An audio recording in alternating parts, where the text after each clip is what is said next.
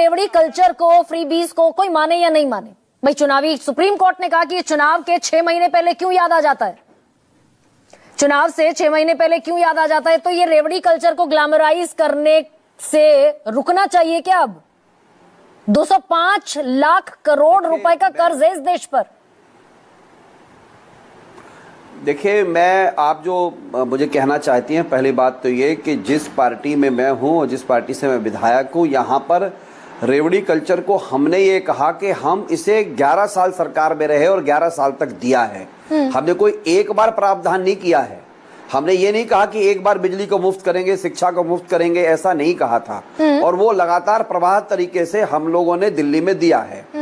दूसरी बात ये आती है बिहार के मामले में, क्योंकि मैं मूल निवासी बिहार का ही हूँ, दिल्ली से मैं चुनाव लड़ता हूँ, वो बात अलग है।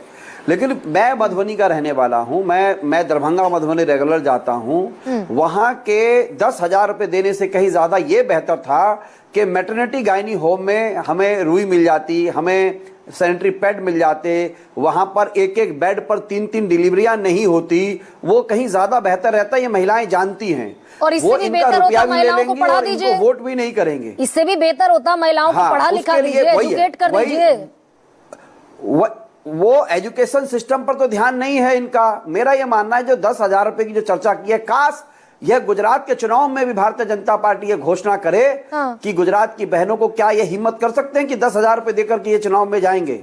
वहां पर ये बात करते हैं बुलेट ट्रेन की, वहां पर ये बात करते हैं कि हमको एम्स्टर्डम की फ्लाइट कैसे जानी है। और बिहार में आकर के जब चुनाव होता है, जब मैं कहता हूं मैं दरभंगा का रहने वाला हूं, मुझको मेरा अस्पताल चाहिए, एम्स चाहिए, एम्स नहीं दे सकते हो तो कोई स्टेट लेवल का बेहतर अस्पताल चाहिए। इस देश में मेडिकल फैसिलिटीज के अंदर देश में सबसे बड़ा संगठित लूट अब दरअसल बिहार के स्वास्थ्य अनिल जी, ठीक है, ओके, लेकिन सुप्रीम कोर्ट की बात तो आप भी मानने को राजी नहीं हुए। सुप्रीम कोर्ट ने कहा कि फ्रीबीज का इस्तेमाल गंभीर मुद्दा है, आपने भी पानी